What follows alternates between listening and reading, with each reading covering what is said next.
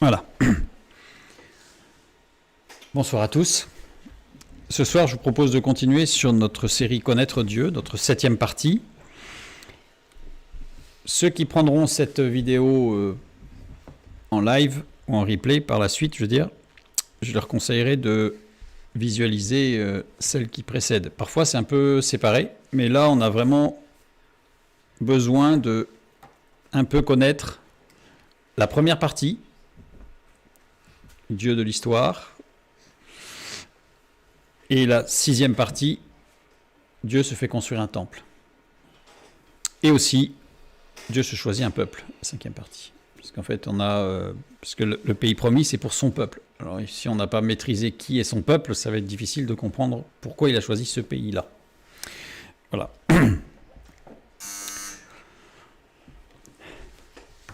Je propose de commencer par la lecture. Genèse, chapitre 15, les versets 18 à 21. En ce jour-là, l'Éternel fit alliance avec Abraham et dit : « Je donne ce pays à ta postérité depuis le fleuve d'Égypte jusqu'au grand fleuve, au fleuve d'Euphrate, le pays des Kéniens, des Kénisiens, des Cadmoniens, des Étiens, des Phéréziens, des Réphaïm, des Amoréens, des Cananéens, des Girgasiens et des Jébusiens. » Donc là, c'est la première fois où, là, voilà, c'est le premier passage où on a Dieu qui promet, qui donne ce territoire, avec un plus force détail. Texte qui amène de nombreuses questions. Ce petit texte amène, je dirais même, de très nombreuses questions. On va voir quelques-unes. Pourquoi Dieu, qui est omniprésent et infini, se concentrerait-il sur un seul territoire et pas sur toute la terre? Pourquoi Dieu choisit-il ce territoire en particulier et pas un autre? Pourquoi pas une terre extrême comme l'Afrique du Sud, qui aurait pu l'isoler, avoir juste sur le nord une petite partie avec un contact avec des ennemis potentiels, ou l'Amérique du Sud, beaucoup plus facile à protéger? Pourquoi pas une terre isolée comme une île ou l'Australie? On aurait pu imaginer que c'était le territoire et comme ça on était tranquille. Pourquoi Dieu délimite-t-il ce territoire par deux fleuves qui ne circonscrivent pas une zone définie? Parce que les deux fleuves, ils ne forment pas quelque chose de fermé. Pourquoi? On va voir, regardez. On fait un plan. Donc on prend une carte, Google Maps. On prend le verset, voilà, où Dieu dit « Je donne ce pays à ta postérité depuis le fleuve d'Égypte ». Donc le fleuve d'Égypte, c'est le Nil, jusqu'au fleuve d'Euphrate, ici. Ça ne définit pas véritablement une zone très claire. Parce que si on prend le résultant de ce territoire, on voit qu'il y a des fuites, c'est-à-dire que dans le sud de l'Égypte, on ne sait pas où ça s'arrête. Et dans le nord, ici, en fait, on a au niveau de la Turquie, on ne sait pas où ça s'arrête, puisque l'Euphrate, il ne va pas jusqu'à la Méditerranée. Donc il y a une sorte de fuite. Donc alors on pourrait considérer toute la péninsule arabique, mais pourquoi avoir délimité aussi peu, tout en étant précis? Donc il n'y a pas de limite au sud. Et il y a une limite très incomplète au nord, c'est-à-dire qu'il y a encore une fuite. Pourquoi la zone délimitée est-elle très au-delà des limites de Canaan et du pays d'Israël, quelles que soient les époques considérées? C'est-à-dire qu'à aucun moment dans l'histoire du peuple d'Israël, à aucun moment, David, Salomon, les autres rois modernes, post-modernes, romains, après les Romains, enfin peu importe, ça n'a jamais été ça en fait. Donc, pourquoi définir un territoire avec ses limites qui semblent ne pas avoir de limite en fait? Pourquoi détailler différents peuples ou différentes tribus habitant ces contrées en plus des limites? Parce que là, il ne les a pas tous donnés, là, parce que si on prend tous les territoires qui sont concernés par la zone qu'on a mappée tout à l'heure, là, la liste, on en avait jusqu'à demain, quoi, avec toutes les tribus. Pourquoi en avoir donné que quelques-unes des tribus? D'autres questions surgissent à la lecture du Pentateuque, si on continue la lecture, si on va plus loin. Pourquoi le peuple de Dieu a-t-il dû exproprier des peuples établis avant lui? C'est quand même bizarre. Dieu dit « Je te donne le pays », mais il y avait des gens là. Puis il a fallu les chasser, mais ils étaient chez eux quand même. C'est bizarre, c'est violent, c'est pas juste. Pourquoi certaines lois ne sont-elles applicables qu'en terre promise? Il y a des lois, quand on prend le Lévitique ou le Deutéronome, qui ne s'appliquent que sur le territoire de la terre promise. Pourquoi pas ailleurs? Pourquoi que là? En particulier certaines lois agricoles. J'en parlerai peut-être à la fin. Oula. Un verset montre l'importance de cette terre promise. Le psaume 111, le verset 6. Mais nous allons lire les 6 premiers versets pour bien comprendre ce qui se passe. Vous allez voir ô combien c'est important cette terre promise. C'est pas juste un petit souhait comme ça de Dieu. Louez l'Éternel. Je louerai l'Éternel de tout mon cœur dans la réunion des hommes droits et dans l'assemblée. Les œuvres de l'Éternel sont grandes, recherchées par tous ceux qui les aiment. Son œuvre n'est que splendeur et magnificence, et sa justice subsiste à toujours. Il a laissé la mémoire de ses prodiges, l'Éternel miséricordieux et compatissant. Il a donné de la nourriture à ceux qui le craignent. Il se souvient toujours de son alliance. Et le verset 6, il a manifesté à son peuple la puissance de ses œuvres en lui livrant l'héritage des nations. Le verbe ici manifester, nagad, veut dire déclarer, rendre évident. Donc c'est pas il a déclaré, il a rendu évident à son peuple la puissance de ses œuvres. Le verbe là, nagad, est conjugué à l'infinitif et au mode parfait. Le mode parfait, ça veut dire que l'action a eu lieu une fois pour toutes et elle est totalement achevée. Donc c'est pas quelque chose qui s'est fait petit à petit. Là, Dieu a manifesté une fois pour toutes, dans le passé, quelque chose en lui livrant l'héritage des nations. C'est bizarre, ça va pas. La conjugaison va pas. Il lui fallut que ce soit de l'imparfait, c'est-à-dire quelque chose de progressif, auquel cas on aurait pu comprendre que en lui livrant son peuple, le territoire, petit à petit, en chassant les différentes tribus, etc., Dieu a manifesté sa puissance. Mais là, ce n'est pas le cas, puisque nous avons du parfait, c'est-à-dire que l'action était terminée. À l'époque de l'écriture des psaumes, tous les peuples n'avaient pas été supprimés. Or, c'est du parfait, donc ça a été fait. Donc, il y a une dissonance, il y a quelque chose qui ne va pas. On va répondre à cette question tout à l'heure, bien sûr. La puissance de ses œuvres. Maasé. Maasé, une œuvre, un ouvrage, désigne une activité créatrice et naturelle. Alors, chasser des peuples, je ne sais pas si c'est créateur et naturel, mais pas vraiment. Si je voulais traduire, maasé à l'équivalent, on aurait opus en latin. C'est vraiment une œuvre, l'opus. Quand on dit, quand un compositeur, on dit l'opus numéro tant, c'est son œuvre, c'est une œuvre magistrale, achevée. L'opus, une œuvre. Et maasé ici, dans le texte original, est accordé au singulier. Donc ce ne sont pas ses œuvres, c'est son œuvre. C'est pas du tout la même chose. Son œuvre désigne l'œuvre créatrice de Dieu. En lui livrant l'héritage des nations. Cette expression, en lui livrant, c'est la tête, employée 97 fois dans l'Ancien Testament. Quand même un certain nombre de fois. 5 fois traduit par en lui donnant, 92 fois traduit par pour lui donner. Donc ici, c'est en lui donnant. Mais pourquoi 5 fois? Alors on va regarder le roi dans un texte, dans 1 Roi 8, 32, où il est employé 2 fois, et dans 2 Chroniques 6, 23, où il est aussi employé 2 fois, parce que c'est le même verset. C'est exactement mot pour mot, lettre à lettre, c'est la même chose. Donc en réalité, il n'y a que 2 passages, il n'y a que 2 textes dans lesquels c'est en lui donnant, et non pas pour lui donner. Si je lis 1 Roi 8, 32 ou 2 Chroniques 6, 23, qui sont les mêmes textes, écoute-le des cieux, agis, et juge tes serviteurs, condamne le coupable et fais retomber sa conduite sur sa tête, rends justice à l'innocent et traite-le selon son innocence.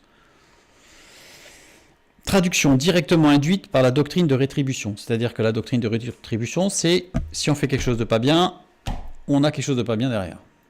Et très souvent, d'ailleurs, cette doctrine de rétribution, elle est bijective, c'est-à-dire que si on est malade, c'est qu'on a péché. C'est très souvent dans ce sens-là.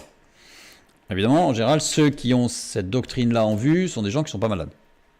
Le jour où ils sont malades, bizarrement, ils changent de doctrine. Mais c'est une doctrine qui fait mal parce qu'elle juge. Et surtout, elle n'est pas du tout biblique. Et on voit que cette traduction, en fait, elle est très orientée doctrine de rétribution. Soit gentil, il t'arrivera du bien, soit méchant, il t'arrivera du mal. Si je traduis littéralement, je ne vais pas passer du temps là ce soir sur la traduction de ce texte parce que ça serait trop long et on va passer à côté de notre sujet. Écoute-le des cieux, agis et juge tes serviteurs, condamne le coupable pour lui donner un chemin sur sa tête qui rende justice à l'innocent et pour lui donner à ce méchant, à ce coupable, pour lui donner de marcher sur un chemin de droiture. On voit bien que ce n'est pas du tout la même chose.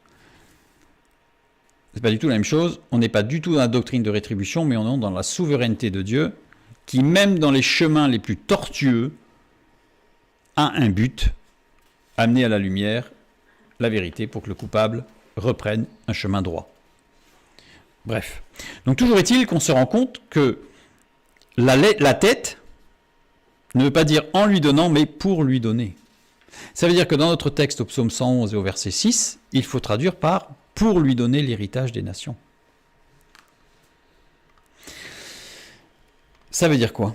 Ça veut dire que de Genèse 1 à Exode 12, le texte manifeste à son peuple avec un accent, hein, à son peuple la puissance de l'œuvre créationnelle de l'Éternel pour lui donner l'héritage des nations après qu'il l'aura donné à certains peuples. C'est-à-dire que tout ce qui est de Genèse 1 jusqu'à Exode 12, c'est pour préparer l'arrivée en terre promise.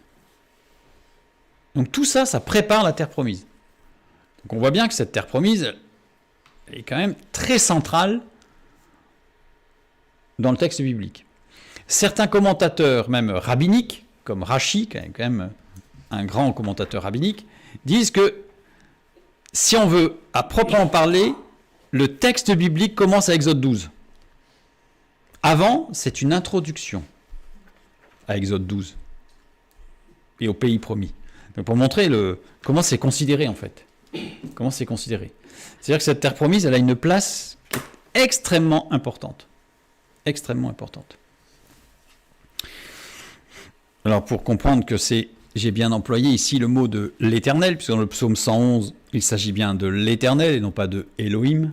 Or, Elohim est le créateur, donc l'Éternel, c'est la transcendance, c'est la manifestation de l'amour. Donc ça veut dire que ce territoire est une manifestation de l'amour. Jamais vous ne verrez un texte biblique qui parle de la terre promise avec Elohim, sauf un, qu'on va voir tout à l'heure, parce qu'il y a une raison particulière. Mais sinon, c'est toujours l'Éternel. Donc là, je renvoie vers justement la première partie pour bien comprendre la différence entre l'Éternel et Elohim. Remarque. Parce que je me suis dit, je ne pouvais pas ne pas faire cette petite remarque sur le psaume 111. Il y a beaucoup de remarques à faire sur le psaume 111. Psaume 111, il fait partie d'une trilogie, psaume 111, 112, 113. Les psaumes 111 et 112 sont des psaumes qui sont alphabétiques, c'est-à-dire qui sont ordonnés selon l'alphabet hébraïque, avec un ordre particulier, qui s'emboîtent parfaitement les uns dans les autres. Enfin, c'est une construction... faudrait l'étudier un jour, parce que c'est quand même assez exceptionnel. Mais ce que je voulais faire remarquer, c'est que le texte du psaume 111, pas 11, 111, est organisé d'une façon curieuse. Dans les vieux manuscrits, il est recopié toujours d'une façon bizarre. Il est comme ça. J'ai tout recopié, donc il y a 10 versets. Sachant que le texte s'écrit de droite à gauche en hébreu, nous aurions dû avoir un alignement des débuts de ligne à droite. C'est-à-dire comme ça. Mais nous avons un alignement qui se trouve à gauche, c'est-à-dire comme ça. Pourquoi? Parce que quand vous recopiez à la main, c'est quand même pas facile. Hein. Sur Word, c'est facile de faire rectifier à gauche, mais à la main, il fallait tomber juste parce qu'il fallait que ce soit aligné à gauche. Donc ça veut dire qu'il fallait bien calculer son écriture, ce qui demande quand même une attention toute particulière. Israël aujourd'hui. Prenons la carte d'Israël aujourd'hui. Si je trace les contours du psaume 111, et si je trace les contours d'Israël, j'obtiens évidemment pas la même chose, parce que c'est quand même un petit peu compliqué, mais on a des choses qui se ressemblent beaucoup. Beaucoup, sachant que rien ne dit qu'aujourd'hui, le tracé d'aujourd'hui sera celui de demain. Mais ça veut dire que le psaume 111, qui va être centré sur l'œuvre messianique, ça serait une étude à faire, avec comme point central la terre promise, et lui-même graphiquement représentatif du pays promis. Alors certains vont me dire, oui, mais il n'a pas toujours eu cette forme. Je suis d'accord, mais j'ai dit, ce texte s'adresse essentiellement sur une œuvre messianique, c'est-à-dire sur un temps de retour du Christ. Donc c'est-à-dire que le pays d'Israël a été dessiné à l'époque du retour du Christ. Je ne pouvais pas m'empêcher de faire cette petite remarque parce que je trouve quand même que c'est assez exceptionnel. Donc revenons sur notre thème. Pourquoi Dieu choisit-il ce territoire en particulier ? On va avoir plusieurs raisons. Sûrement qu'il y en a d'autres, mais il y en a quelques-unes que l'on peut trouver assez évidentes. Première raison, la situation géographique créationnelle. Reconstitution classique du continent initial. Au départ, il n'y avait qu'une seule terre, qu'on appelle donc la mer, la Pangée, le Gondwana, pour le continent unique. Issu de la théorie de la dérive continue des continents, basée sur la complémentarité des côtes de part et d'autre de l'Atlantique, qui font qu'on voit, on voit que ça s'emboîte. On voit bien que l'Afrique s'emboîte avec l'Amérique du Sud, l'Amérique du Nord, etc. Dans le golfe du Mexique, etc. Basé sur la présence de fossiles d'une même espèce sur différents continents, c'est-à-dire qu'en fait, on a vu qu'il y avait des fossiles, par exemple sur la côte ouest de l'Afrique, et les mêmes fossiles sur la côte est du Brésil, et donc on se dit que ça devait aller ensemble, en fait, au départ, évidemment. Il y avait une continuité de la vie. Basé sur la continuité des chaînes de montagnes de part et d'autre de l'Atlantique, une fois de plus, basé sur la continuité des formations rocheuses sur les différents continents. Donc on obtient quelque chose comme ça. Je fais une carte rapide, où on voit qu'on a des chaînes de montagnes qui sont les mêmes en fait au niveau minéralogique, au niveau datation, etc. Et on a des sources fossiles qui sont les mêmes des deux côtés, donc ça tend à montrer que c'était collé. Donc on arrive à quelque chose comme ça. En emboîtant un peu tout, ça fait quelque chose un peu comme ça, une forme un peu curieuse. Oups. Ça c'est un petit problème, voilà. En s'appuyant sur des hypothèses non vérifiées, cette reconstruction, à savoir invariance de la vitesse de déplacement des continents dans le temps, c'est-à-dire qu'on a considéré que les continents se sont déplacés toujours à la même vitesse, comme ils le font aujourd'hui. Or, rien ne dit que ça allait plus vite ou plus lentement avant. Rien. J'aurais tout laisse à penser plutôt que ça allait même beaucoup plus vite. Ça a été plus vite. La vitesse d'écartement des plaques océaniques varie entre 20 cm par an dans le Pacifique oriental sud et 1 mm par an dans le sud-ouest de l'océan Indien. Donc on voit que c'est très disparate. Déchirure du continent initial suivant des contours des continents actuels. Rien ne nous dit que le continent initial s'est déchiré comme c'est aujourd'hui, qu'il n'y a pas des parties qui se sont effondrées dans l'océan.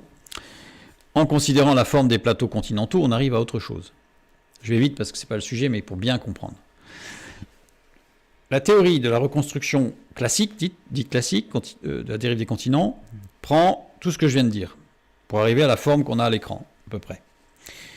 Maintenant, si on considère non plus la partie immergée des continents, c'est-à-dire les côtes, mais si on considère les plateaux continentaux, donc dont une partie, enfin les plateaux continentaux qui sont immergés, et non celles des parties émergées, on peut reconstituer un continent unique différent, complètement différent. Et on obtient ceci. C'est-à-dire que le continent unique, c'est une rosace à 8 pétales. Si on recherche le centre géométrique de ce continent unique, tel que construit, c'est le pays promis. Donc forcément, bibliquement, donc parce que là je renvoie vers les études sur le déluge pour bien expliquer tout ce que je viens de faire très rapidement. En fait, ce pays a une situation géographique créationnelle très particulière puisqu'il est central. Ce qui est assez logique par rapport au psaume 111 et au verset 6. Donc ça, c'est la première raison. Donc là, je renvoie vers la civilisation antédiluvienne, partie 1, les traces, où là, j'explique tout le découpage du continent et comment ça marche. Donc on a vu qu'il était central dans le plan créationnel de Dieu. Je remets ça pour qu'on le garde à l'esprit. Deuxième raison. En raison de sa géographie historique. Je reprends une carte. Le pays de Canaan, puis Israël, est à la croisée des cultures mondiales. Région qui a connu le plus de métissage dans le monde. Parce qu'on a l'Europe, l'Asie, l'Afrique, qui vont s'échanger en permanence des objets, de la culture, mais aussi du gène. C'est-à-dire qu'il va y avoir des métissages. Donc cette zone-là est la zone la plus métissée au monde. Ésaïe 53:2, il s'est élevé devant lui comme une faible plante, comme un rejeton qui sort d'une terre desséchée. Il n'avait ni beauté ni éclat pour attirer nos regards, et son aspect n'avait rien pour nous plaire. Le Fils de Dieu est venu, il ressemblait à tout le monde. Et le seul moyen qu'il ressemble à tout le monde, c'est qu'il naisse dans un endroit où il y a eu tout le monde. Parce que imaginez qu'il soit né au Groenland, il n'aurait pas ressemblé à tout le monde. Idem en Asie, en Afrique noire, en Amérique, n'importe où. Donc il n'était pas grand blond aux yeux bleus, il avait les cheveux foncés, ondulés, le nez légèrement épaté, la lèvre épatée, etc. Enfin, il avait les traits qui ressemblent à tout le monde. Le Fils de Dieu n'était pas africain, il n'était pas asiatique, il n'était pas européen. Il était tout le monde. Luc 19:10, car le Fils de l'homme est venu chercher et sauver ceux qui étaient perdus. Pas que les uns, pas que les autres. Voir les questions qui entourent la venue de Jésus ou la création de l'homme face à la génétique pour voir tout ce que cela implique, puisqu'elle est surtout l'étude sur la génétique, où on montre vraiment que Jésus, justement, ressemblait à tout le monde. Et on peut même avoir son portrait robot, de par toute la création et ce que la parole de Dieu nous donne comme élément. Donc quand je dis qu'il avait, il avait les cheveux ondulés, noirs, il avait la peau mate, il avait le nez épaté, il avait le lobe de l'oreille décollé, etc. Tout ça, on peut le savoir. Il ressemblait à tout le monde. Donc je reprends le schéma pour qu'on le garde à l'esprit. Deuxième raison. Il est central dans le plan de salut des hommes. Troisième raison. En raison de sa géographie économique. Le pays de Canaan s'est toujours situé entre deux mondes opposés. Le monde des sédentaires, le monde des nomades. Si je prends une carte, on a le monde des nomades qui se trouve sur la partie nord et est, le monde des sédentaires sur la partie nord-ouest, sud et ouest, dans la culture. Alors vous allez me dire, ouais, mais pourquoi pas le reste de l'Afrique, etc. Alors, je ne vais pas rentrer dans les détails du nomadisme et du sédentarisme, puisqu'il y a des tribus qui étaient nomades, dans les déserts c'était du nomade. En Europe, il y a eu des époques où c'était un petit peu différent, mais globalement, l'ouest de l'Europe, l'Europe de ce qu'on connaît aujourd'hui, est une Europe sédentaire, avec toujours la peur des Vikings qui venaient du nord, qui eux étaient des nomades, ou des Huns, Attila, etc., qui eux étaient des nomades et qui faisaient des incursions et qui faisaient peur aux sédentaires. Donc voilà, on a toujours ce découpage dans l'histoire, en fait, du sédentaire et du nomade. Et justement, ce pays promis, il est au milieu. Exactement à la charnière entre les deux, entre le nord et le sud, l'est et l'ouest. Le pays de Canaan puis Israël a toujours été un point d'équilibre entre le monde nomade et le monde sédentaire. Le point d'équilibre. Donc je renvoie vers Connaître Dieu, partie 5, Dieu se choisit un peuple, pour comprendre que ce point d'équilibre est d'une très très grande importance dans le plan de Dieu. Avec des limites non tranchées dans le nord et dans le sud.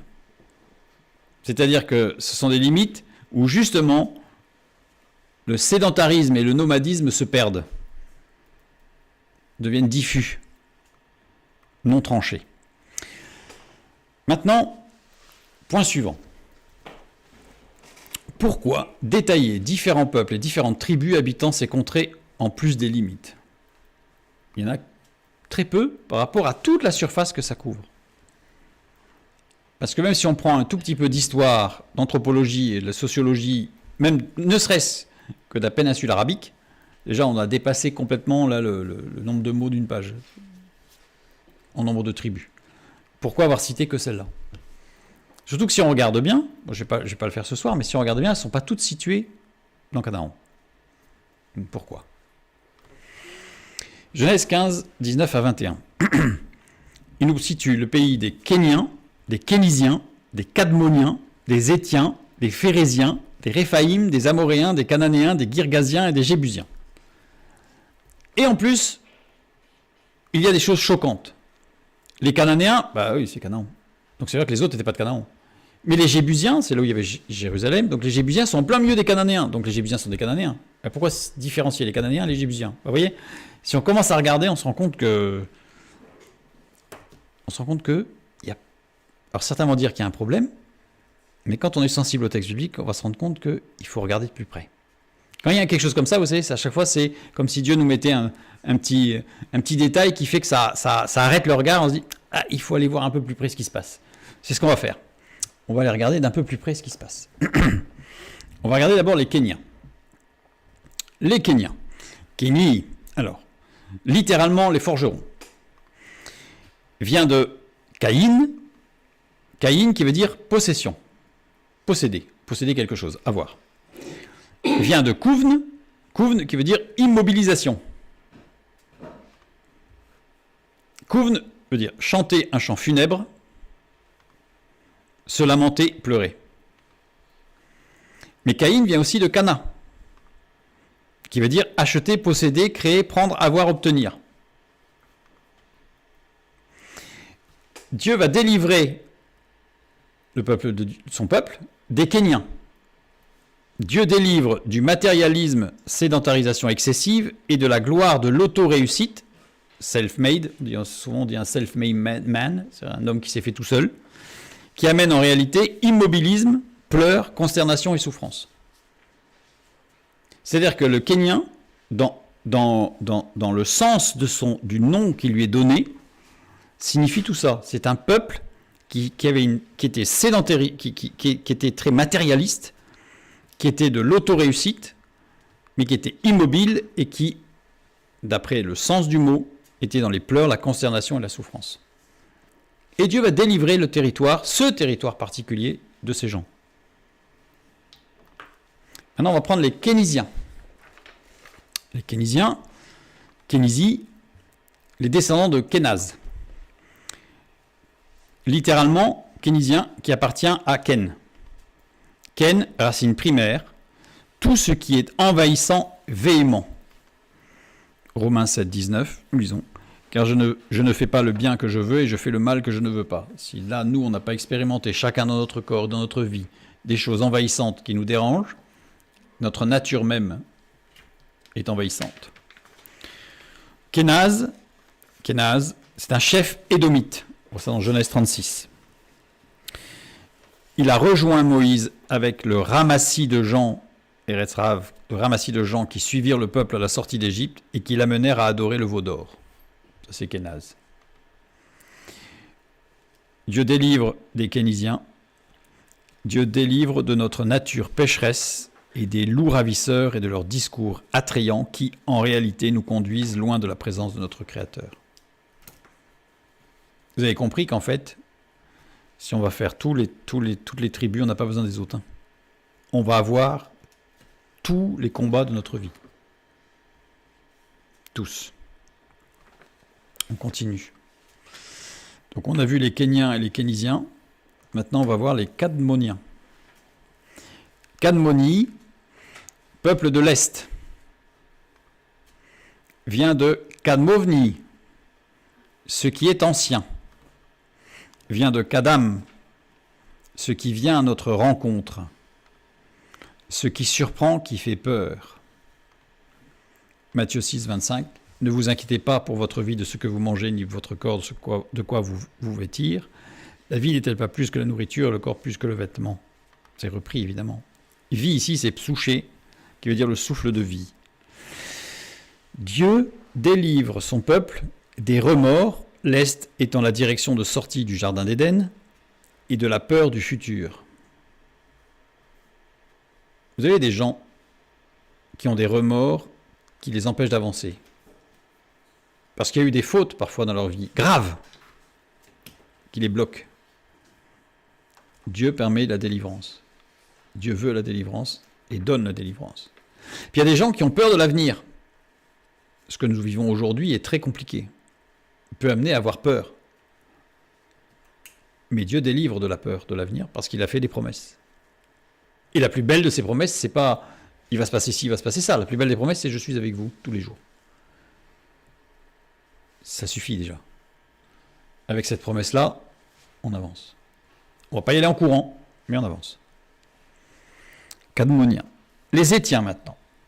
Chiti, descendant de Het, vient de Chet, qui veut dire terreur, qui vient de Khatat, qui veut dire être brisé, s'épouvanter, avoir peur. Les descendants de Chet sont en réalité les Hittites. On a déjà entendu parler des Hittites, un peuple très puissant, très guerrier, appelé dans la Bible les Étiens. Le seul peuple à maîtriser la forge, les Hittites. Les maîtres des armes en fer, c'est ce qui les rendait si puissants. Raison pour lesquelles ils purent établir un très grand royaume, les Hittites, le royaume des Hittites. Par conquête militaire, évidemment, la puissance et la force. Par mariage, puisqu'en fait, comme certains voulaient être en paix avec eux, bien donner leur fille en mariage en se disant comme ça, il y a une alliance familiale et hop, ils ne vont pas nous taper dessus.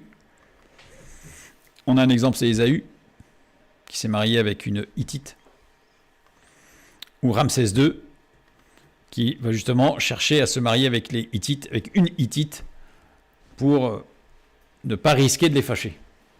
Comme ça, ils vont quand même pas taper sur leur fille qui est au palais, quand même.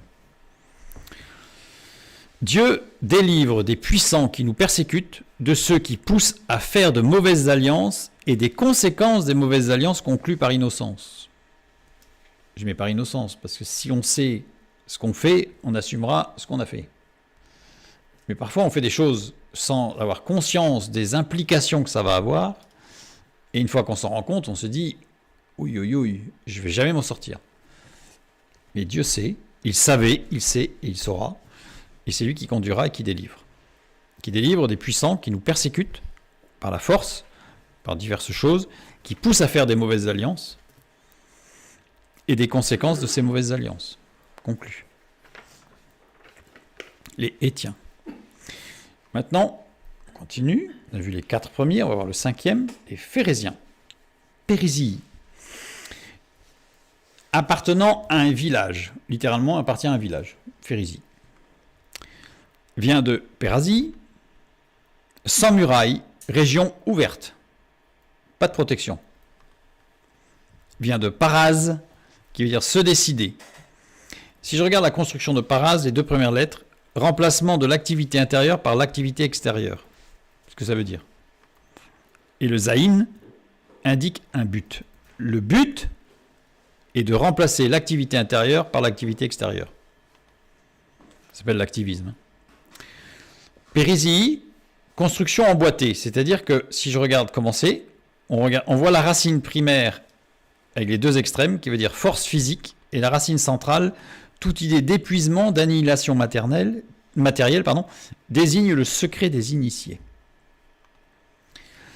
Dieu délivre du piège d'une foi libérale, pas de muraille, pas de limite. Avec Dieu, je suis libre, je fais ce que je veux, c'est la foi libérale, tout le monde il est beau, tout le monde il est gentil, c'est formidable. Il délivre du piège de l'activisme, qui va mener à l'épuisement, du piège du communautarisme, et de la tentation de vouloir être parmi les initiés, c'est-à-dire, dans le monde chrétien, on va dire les grands prophètes, on va dire les grands faiseurs de miracles, on va dire peut-être les grands chanteurs, les grands musiciens, ce désir d'être grand, d'être dans les initiés, d'être dans les meilleurs, d'être reconnu comme étant un grand. Ça, c'est pas un fruit de l'esprit. Le fruit de l'esprit, c'est l'humilité et la gloire à Dieu. Le peuple suivant, Réphaïm, qui ont besoin de guérison. Réphaïm, ça veut dire qui a besoin de guérison. C'est un pluriel, donc qui ont besoin de guérison. Vient de Rapha, Rapha qui veut dire rendre salubre. Les enfants de Rapha étaient des géants. Alors, dans une autre étude, on voit qu'ils étaient atteints de macromégalie, donc d'une certaine maladie génétique. Étymologiquement, traduction d'Aquila de Sinope, parce que c'est une traduction particulière, mais 2e siècle après Jésus-Christ, donc c'est quand même pas récent, c'est pas une idée qui sort toute nouvelle. ceux qui sont tombés, ceux qui font tomber.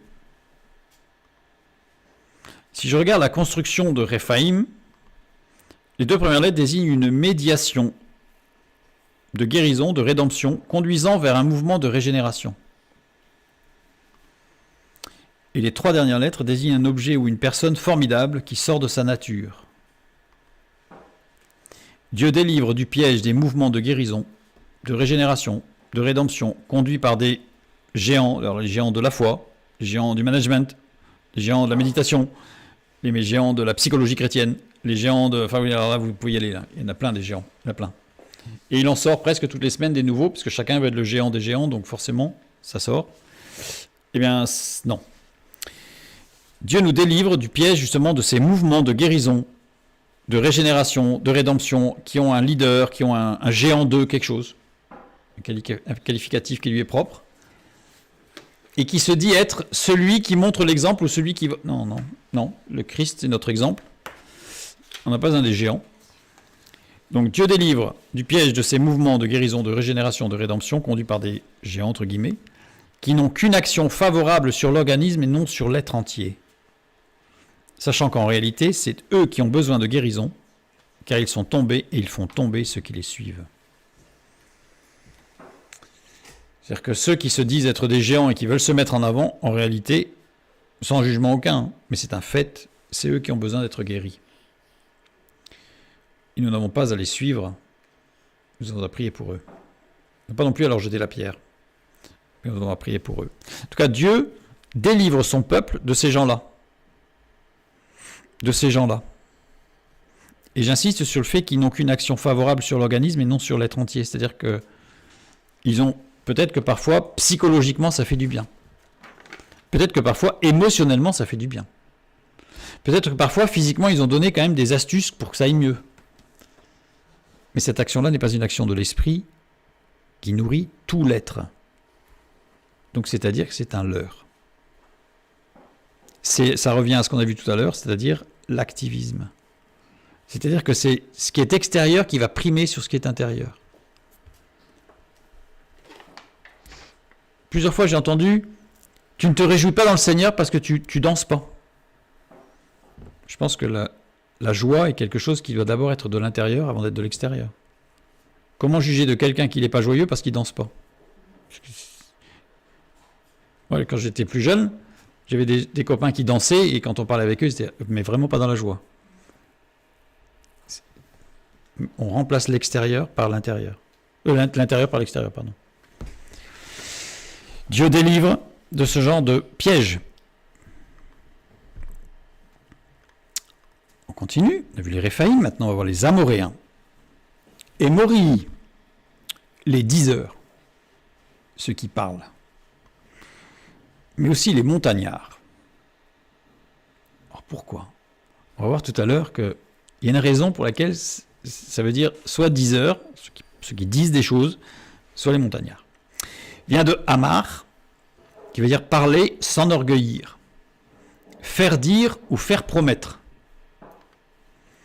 Deux constructions possibles, on peut y voir deux constructions dans Emory.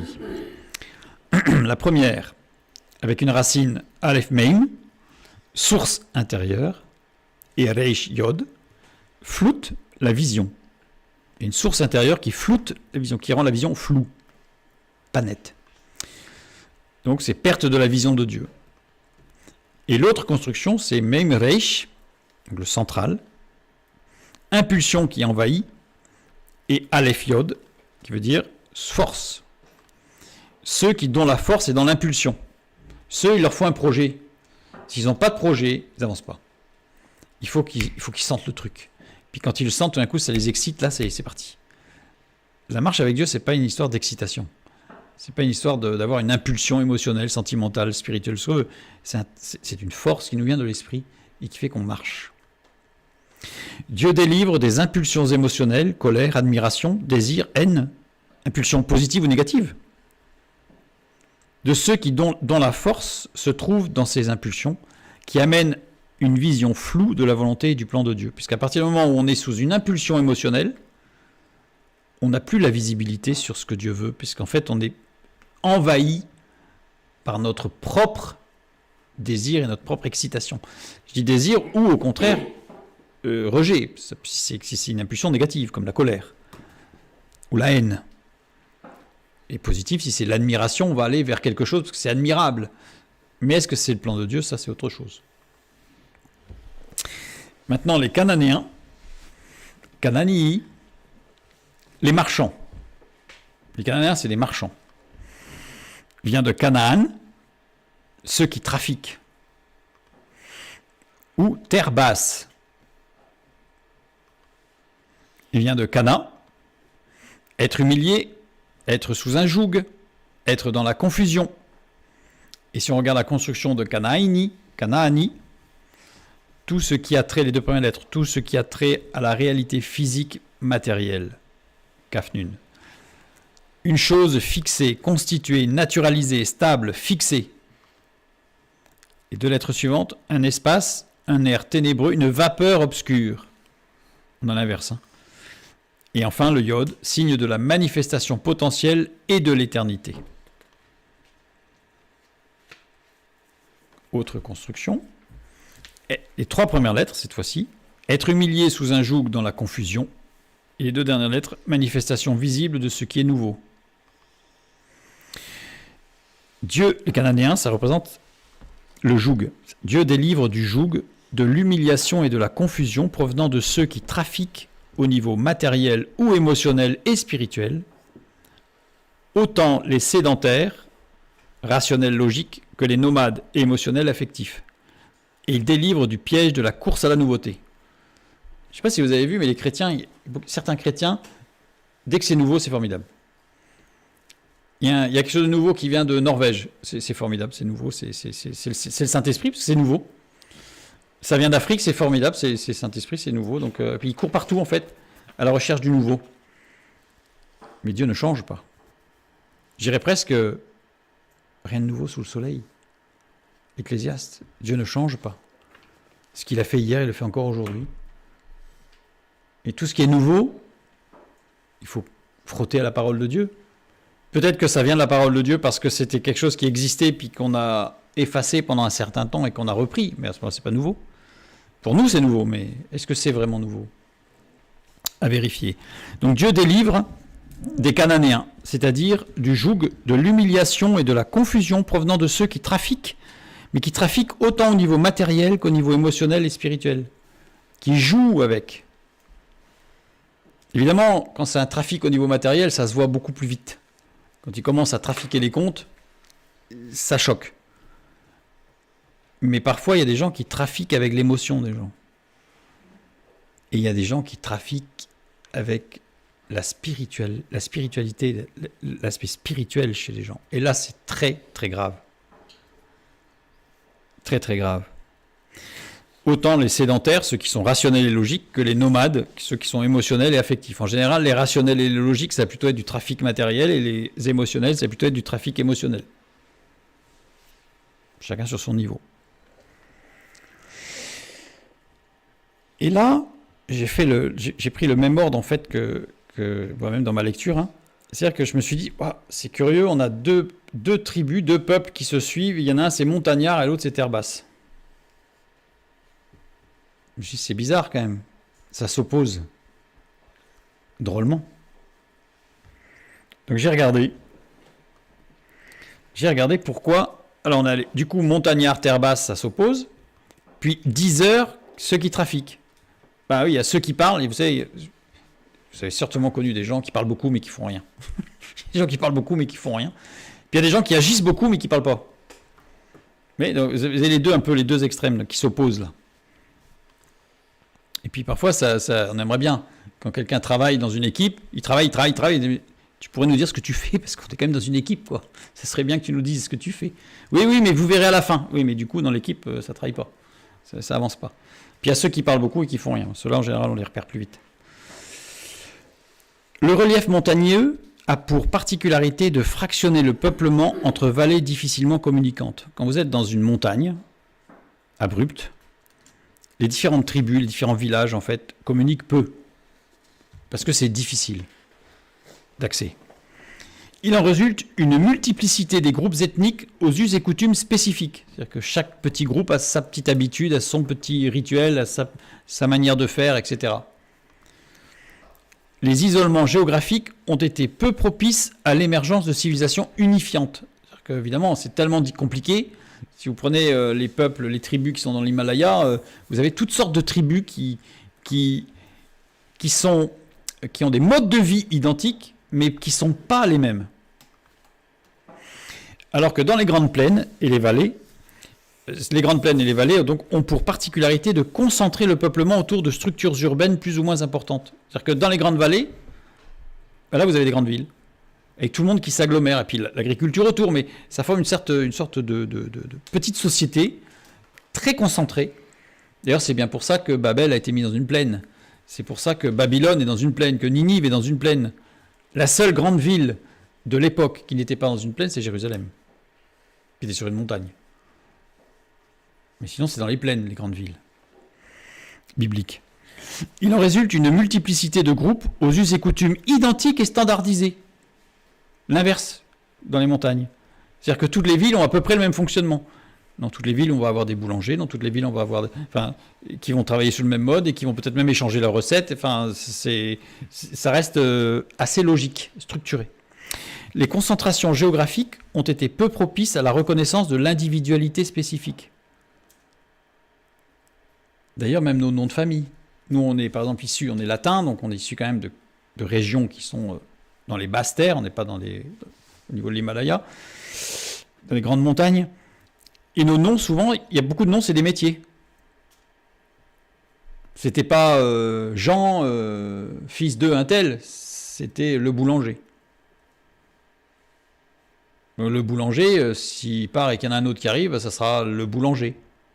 Donc en fait, on perd l'individualité dans le fonctionnement structurel. Alors que dans les montagnes, tout le monde était un peu solitaire quelque part, puisqu'il fallait se débrouiller. Les groupes étaient très petits, donc tout le monde se connaissait, donc on connaissait par son nom. Tiens, il n'est pas là, tiens, c'est bizarre, il n'est pas là. Les individus ont des vies analogues, mais indépendantes dans les montagnes. Ils ont des vies analogues, ça se ressemble. Pour aller mettre les animaux au pâturage, et que ça se ressemble. Mais chacun, il va dans son pâturage, avec son troupeau. Alors que dans les plaines, les individus trouvent leur place et leur rôle dans une collectivité. C'est pas pareil. Le lien entre individus dans les montagnes se fait par la parole et le récit fondateur. C'est-à-dire que ce qui relie tous ces petits groupes, dans les montagnes en général, c'est le mythe fondateur. C'est l'origine du peuple. Et ça se racontait à la veillée tous les soirs. Les anciens racontaient aux jeunes, qui eux-mêmes allaient raconter aux jeunes d'après, à la génération suivante. Donc c'est la parole, le récit fondateur, qui relie tous ces petits groupes dans les montagnes. C'est de la sociologie. Les diseurs. Ceux qui parlent. Pas forcément ceux qui ne font rien là, dans ce cas-là, mais c'est ceux qui parlent. C'est-à-dire que dans les montagnes, on parle. Alors que dans les vallées, le lien entre individus se fait par l'échange fonctionnel et mercantile.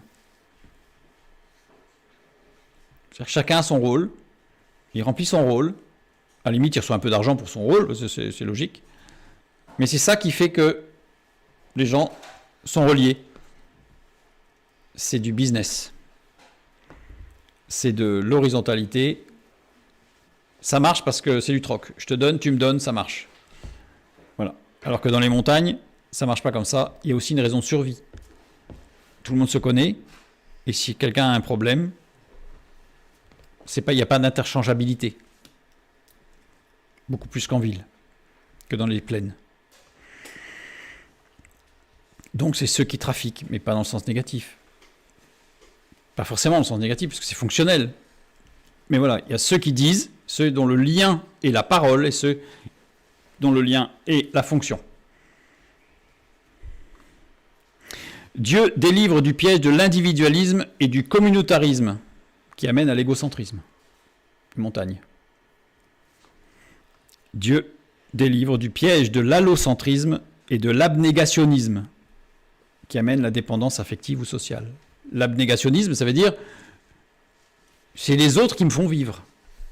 J'ai besoin des autres. Absolument. Si je n'ai plus mon lien avec les autres, je ne suis plus. Les montagnes, c'est l'inverse. Je suis tout seul. Je n'ai pas besoin des autres.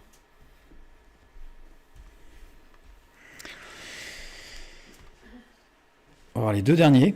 Et on va voir après qu'il y a une logique dans tout ça. En plus, Girgazi, sur un sol argileux. On a deux constructions possibles. Les deux premières lettres, Gimel Reish, égocentrisme ou une tour qui s'élève. Les deux lettres suivantes, Gimel Shin, ce qui se compacte, ce qui amène à se replier sur soi. C'est-à-dire que les Girgasiens, c'est ceux qui amènent à se replier sur soi. Et l'autre construction, ce qui se voit, Reish Gimel, l'émotion. Ce qui remplace l'action de l'esprit par l'émotivité. Parce que ça se voit, c'est quand même mieux. C'est quand même mieux. Ça se voit. Ah, t'es rempli d'esprit, hein. Oh là là, tu pleures. Mais c'est pas parce qu'on pleure qu'on est rempli d'esprit. On peut pleurer quand on est rempli d'esprit, mais on peut être rempli d'esprit sans pleurer. Par contre, pleurer, ça rassure plein de monde, parce que ouais, l'esprit est là parce qu'on pleure. Mais non, c'est pas parce qu'on pleure quand l'esprit est là. Donc on remplace, voilà, l'action de l'esprit par l'émotivité, par l'expression de l'émotion. Si je regarde maintenant une autre construction, chaque lettre, Gimel, désigne ce qui n'est pas spirituel. Les deux lettres suivantes, ce qui est de l'ordre de l'émotion. Et deux dernières lettres, ce qui est de l'ordre de l'émotion. Oh, il y a un petit souci, ça fortifie le truc. Enfin, il y a deux fois. En fait, on est toujours dans l'émotion. Et ce n'est pas spirituel. Dieu délivre du piège d'une autoprotection égocentrique et individualiste, ainsi que du piège d'une marche charnelle portée par les émotions et par ce qui se voit et se considère. Vous avez des gens, non mais Dieu il n'est pas là. Hein. Pourquoi il n'est pas là? Il n'y a pas de miracle. Mais comment tu sais qu'il n'y a pas de miracle? Ben, je n'en ai pas vu. Et pourquoi il faudrait que tu les vois? Vous savez, quand un cœur se repent, ça c'est un miracle. Mais pourquoi il faut le voir? Parce qu'on est habitué aujourd'hui, parce qu'il y a la télé. La télé, on voit tout. Hein. On voit de tout, surtout. On voit de tout, surtout, oui, c'est le cas de dire. C'est un piège charnel, ça, que d'aller tout de suite chercher ce qui se voit. Autant dans l'émotion, ah c'est bien, il pleure, mais on ne sait même pas pourquoi il pleure. Ouais, il y a l'esprit, ben, on n'en sait rien. Peut-être, et si c'est ça, tant mieux, mais on aime ce qui se voit. Et parfois, il y a des gens qui jugent, parce qu'il y en a certains qui disent, non mais toi, je suis pas sûr que tu sois converti. Hein. Tu es vraiment rempli d'esprit, parce que je t'ai pas vu pleurer. Hein. C'est quoi ça? Mais c'est blessant. Et c'est surtout charnel. Et les Jébusiens, Yéboussi, qui veut dire fouler aux pieds battus.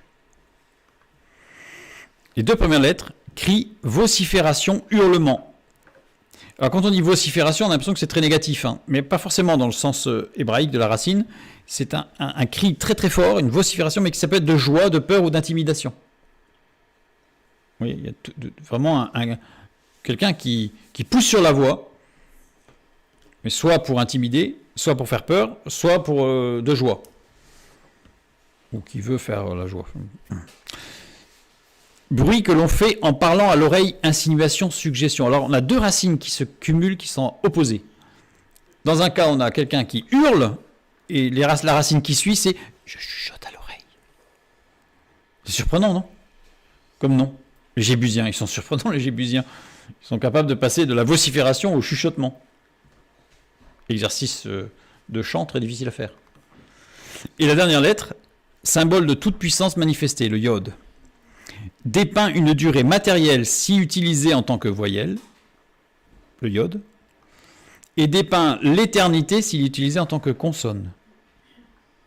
Le yod, qui symboliquement dans la lettre représente le Fils de Dieu, le Messie, qui a double nature justement, selon qu'on le considère sous son aspect voyelle et temporel, selon qu'on le considère sur son aspect consonantique et éternel. Donc c'est justement l'un des symboles forts du Fils de Dieu, c'est qu'il a les deux natures. Et justement, les Jébusiens vont devenir, enfin, Jébouz va devenir Jérusalem, Yerushalayim. Et Yerushalayim, qu'est-ce que ça veut dire Yerushalayim? C'est Dieu qui va transformer les choses. Toute idée de respect, de crainte, de révérence et de vénération. On n'est pas dans la vocifération. On est dans le respect, la crainte, la révérence et la vénération. Deux lettres suivantes désignent le bruit confus de plusieurs paroles, des sons émis en même temps, mais contrebalancé par la racine qui suit tout de suite, désigne un élément liant, reliant et unifiant de façon visible et manifeste, donnant une direction sans terme à la vie. Sans terme, c'est-à-dire sans fin. Quelque chose qui va s'écouler tout le temps. Une direction qui va aller jusqu'au bout, vers l'éternité. Jébousien, Dieu délivre des manipulateurs temporels ou spirituels qui vont faire peur, qui vont intimider, oui, ceux qui hurlent là, ceux qui crient, en usant de manifestations de force et de puissance, en intimidant, en jouant sur la peur ou sur l'émerveillement. L'intimidation, vous savez, c'est soit la peur, soit l'émerveillement. Oh, que c'est beau! Et là, on a intimidé, puisqu'en fait, on est écrasé par ce qui nous semble être merveilleux, mais ce qui ne l'est pas en réalité. Ou en apprivoisant, en jouant sur l'euphorie et la flatterie. Et Dieu apporte l'unité et l'union dans la clarification, c'est-à-dire la vérité. Yerushalayim. Ce qui est de l'ordre de la manipulation charnelle, temporelle ou spirituelle, éternelle, usant de manifestations de force et de puissance en intimidant ou en apprivoisant, eh bien Dieu va le transformer cette fois-ci en quelque chose de uni par la vérité. Donc là, on n'est pas dans l'intimidation, la peur, des choses extravagantes. On est au contraire dans quelque chose qui est clair. La vérité, Jésus dit, je suis la vérité. Donc on a vu ces peuples. Si je les reprends tous, ça donne ça. Je ne vais pas tout relire, d'accord? Quoique, on va quand même les relire. Je vais les relire parce que vous allez voir, c'est très intéressant. Cadmonien, Dieu délivre des remords et de la peur du futur. Étien, en face, Dieu délivre des puissants qui nous persécutent. Je reviens sur les Phérésiens. Dieu délivre du piège d'une foi libérale, de l'activisme, du communautarisme, de la tentation de vouloir être parmi les initiés.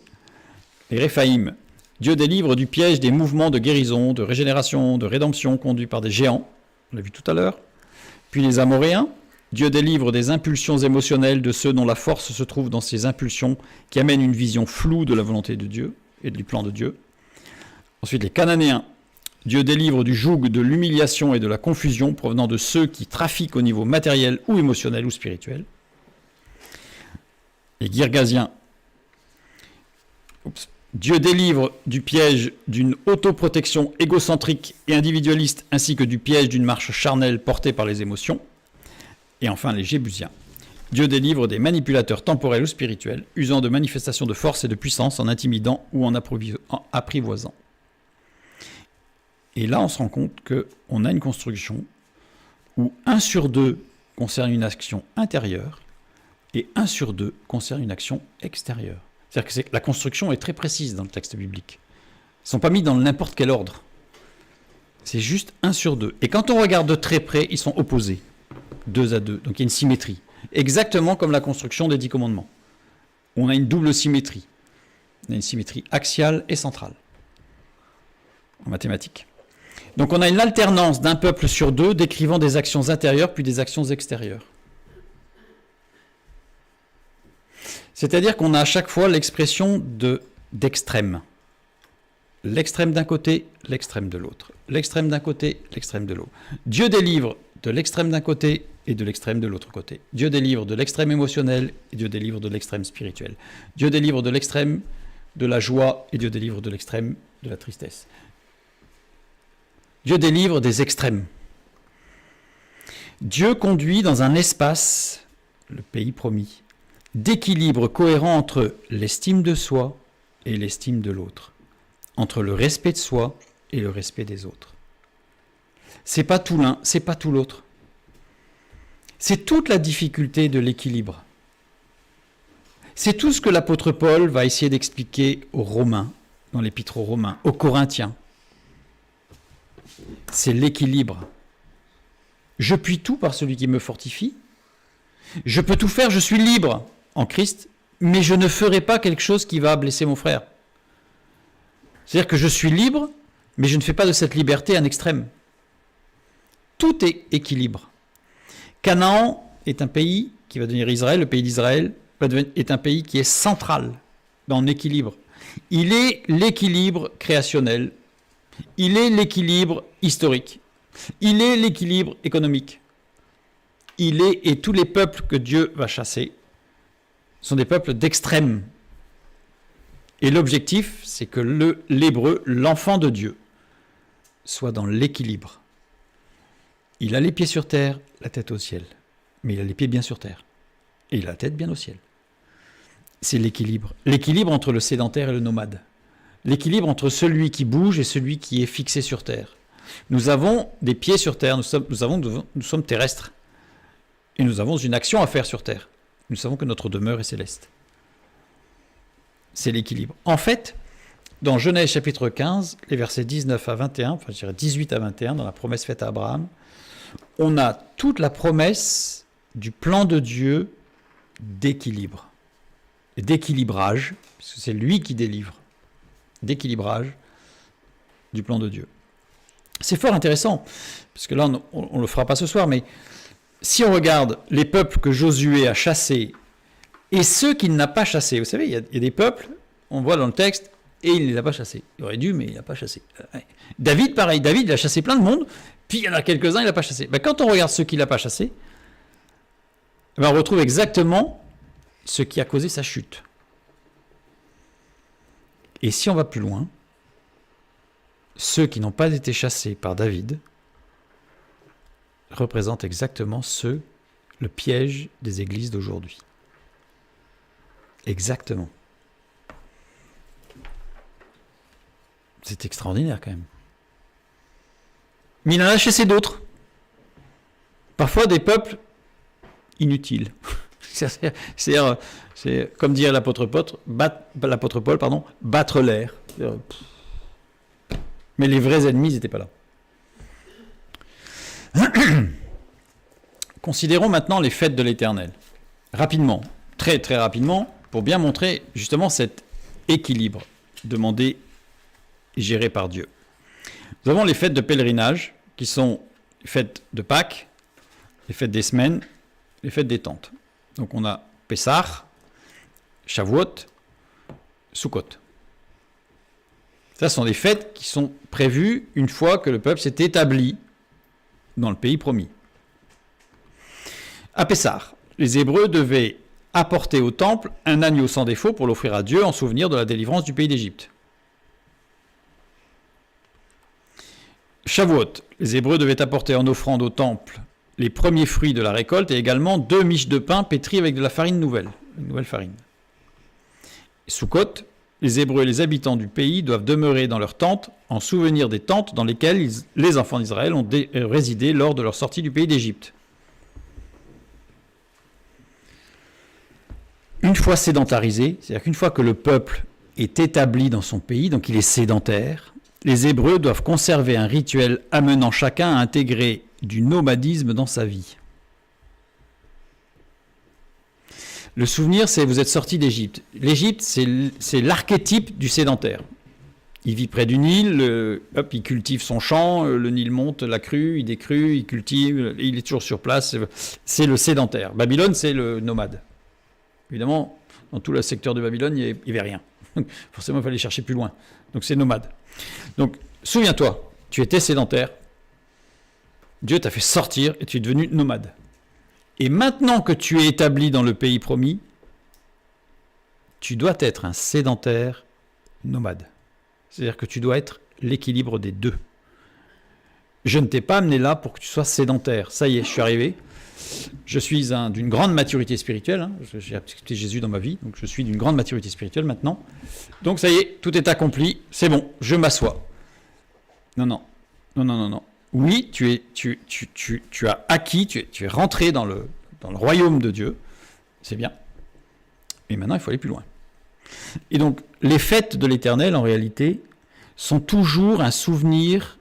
Rappelle-toi, tu étais sédentaire à l'excès, tu es passé nomade à l'excès, parce que tu es devenu que nomade, et maintenant tu es dans ta terre, mais tu dois vivre 1 semaine par an sous les tentes comme les nomades. Tu dois, à Pâques, tu dois aller à Jérusalem avec ton agneau, donc tu quittes ta maison, tu quittes là, pendant plusieurs jours, parce que ça durait plusieurs jours, tu vas à Jérusalem, donc tu deviens nomade, tu n'es plus chez toi. Et plusieurs fois par an, tu deviens nomade. Mais tu as ton chez-toi. C'est l'équilibre entre le montagnard et les gens des plaines. Tu as ton individualité, mais tu vis en communauté. Mais ce n'est pas le communautarisme, ce n'est pas l'abnégationnisme. Tu ne vis pas pour les autres. Tu vis pour toi et les autres. Mais tu ne vis pas que pour toi non plus. C'est tout l'enseignement aussi de l'apôtre Paul sur le corps de Christ. La main, le pied, l'œil. La main est une main. Elle est une partie du corps. Mais elle ne se confond pas avec le reste du corps. Elle est une main. Mais toute seule, elle n'est rien. Mais elle ne se confond pas. Etc. Donc on voit que, et comme je disais tout à l'heure, il y a des règles, même des règles agricoles, quand on les regarde, ce sont toujours des règles qui amènent du nomadisme. C'est-à-dire, tu es établi dans ton pays, tu as pris possession de ton pays, mais sache que tu n'es pas un sédentaire. C'est-à-dire que tu vis bien, les pieds sur terre, là, tu cultives, etc., il n'y a pas de problème. Mais tu as un esprit nomade. Donc c'est tout l'équilibre de cette terre, en fait, centrale. Alors sur le sédentarisme et sur le nomadisme, je renvoie vers Dieu se choisit un peuple pour bien comprendre ce que cela signifie, parce que c'est très très riche. Donc si je prends tout, en fait, Dieu conduit dans un espace d'équilibre cohérent entre l'estime de soi et l'estime des autres, le respect de soi et le respect des autres, la vie terrestre matérielle et la vie de l'esprit avec un petit e et de l'esprit avec un grand e. C'est un équilibre. Nous sommes sur terre, nous avons besoin de travailler, manger. Notre famille a besoin d'affection, d'attention. On a besoin d'argent. Oui, on a besoin d'argent. Mais on n'a pas besoin que d'argent. Et puis, il y a l'excès inverse. Il y a des gens qui disent, j'appartiens au Seigneur, c'est formidable, je vis par l'esprit, moi. Je vis par l'esprit, tout par l'esprit, moi. Et je touche plus par terre. Non. Enfin, ceux qui vivent ça, en général, ceux qui disent ça, assez rapidement, l'aspect physique les rattrape, parce que s'il arrête de manger, au bout d'un moment, ça va se voir quand même. Donc, alors que ceux qui arrêtent de lire la parole de Dieu, vous allez me dire, au bout d'un moment, ça se voit aussi. Hein. Ça se voit aussi en général, assez vite. Mais tout ça pour montrer que ce pays promis, en fait, c'est une promesse d'un espace de vie d'équilibre, et qui doit être central. Oups. Maintenant, une question quand même qui est intéressante. Pourquoi le peuple de Dieu a-t-il dû exproprier des peuples établis avant lui ? Ça, c'est la question qui fait mal. La terre promise a été attribuée aux descendants d'Abraham par l'Éternel à Abraham. Genèse 15, 18a, on l'a lu tout à l'heure. En ce jour-là, l'Éternel fit alliance avec Abraham et dit « Je donne ce pays à ta postérité depuis le fleuve d'Égypte jusqu'au grand fleuve, le fleuve d'Euphrate, etc., etc., etc. » On est jusqu'au verset 21. Donc c'est Dieu qui l'a promis à Abraham. L'attribution de la terre promise a été réitérée à Isaac par l'Éternel. Genèse 26, 2 et 3.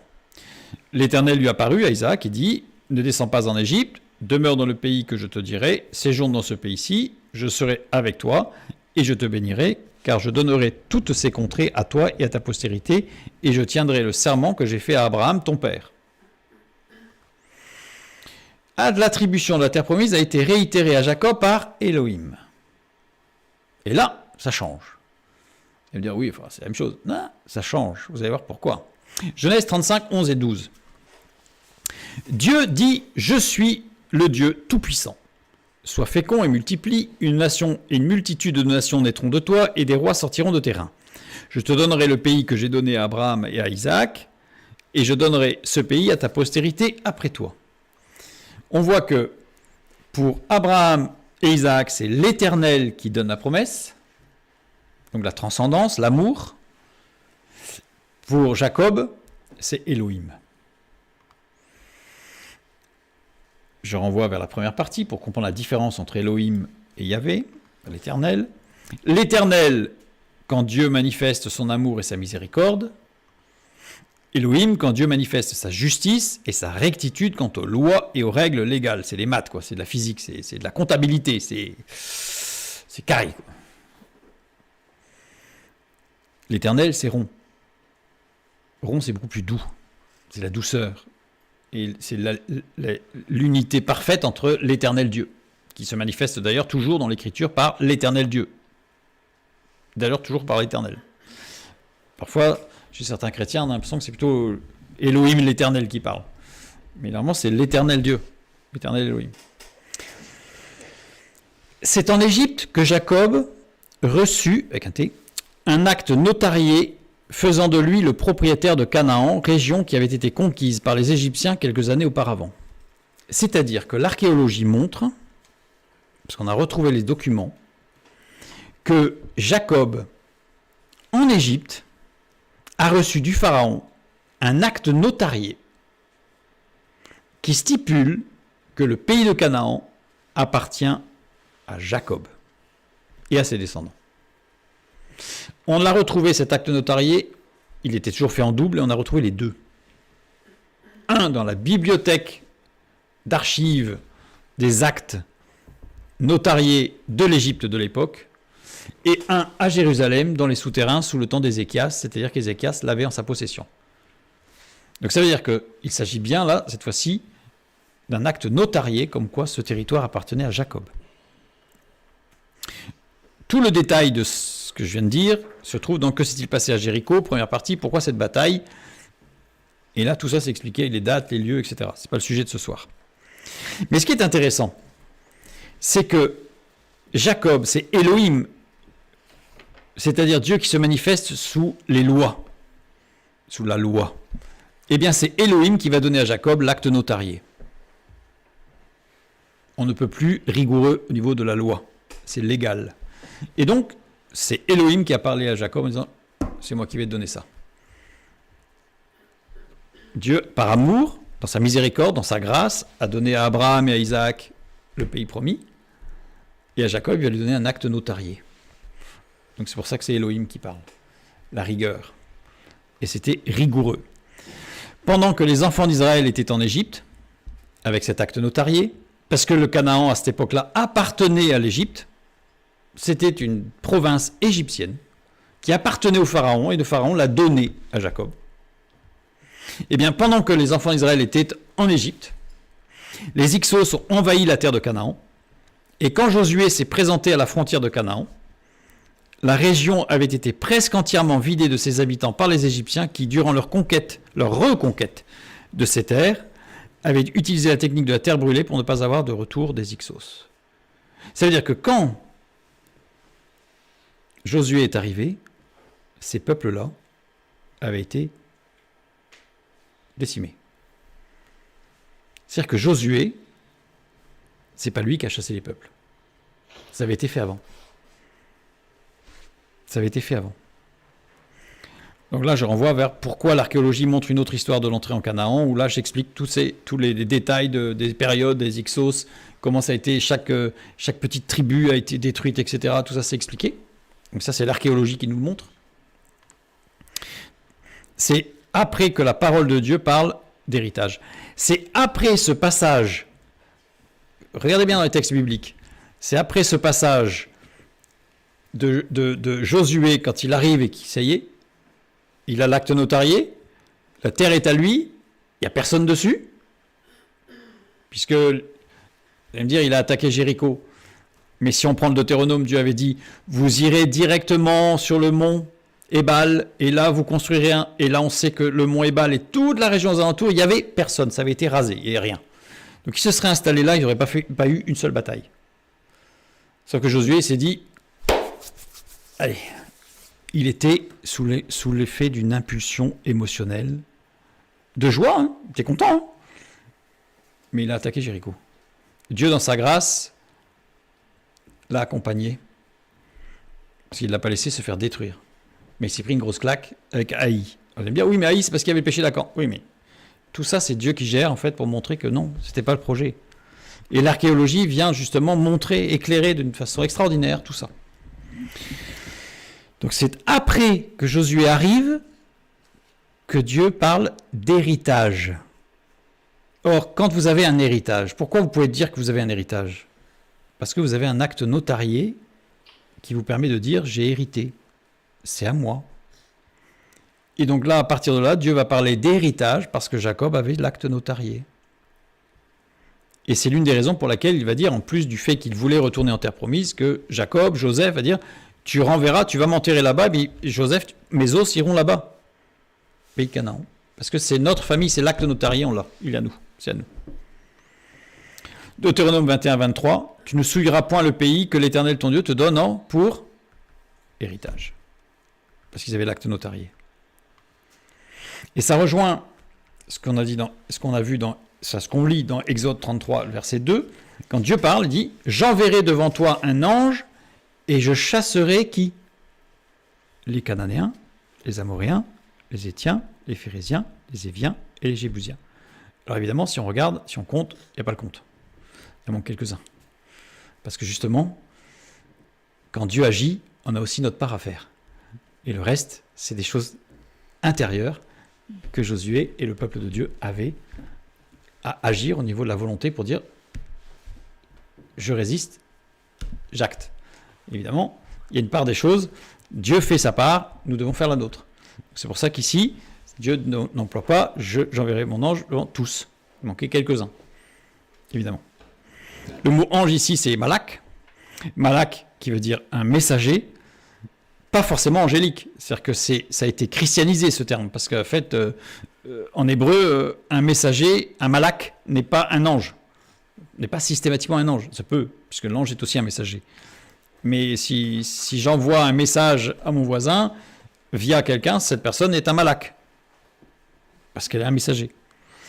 Donc on a transformé ce terme, en fait, on en a fait systématiquement un ange, mais non.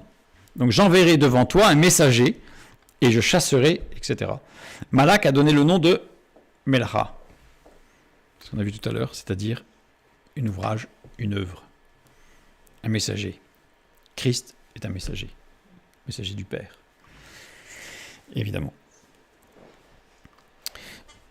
Et ça, c'est l'action de l'Éternel, pas d'Élohim.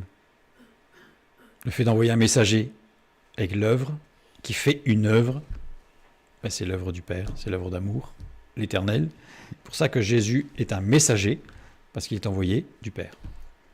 Il est un malak.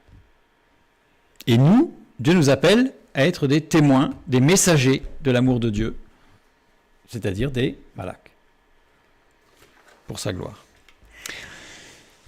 Que Dieu vous bénisse, bonne fin de soirée, et à bientôt.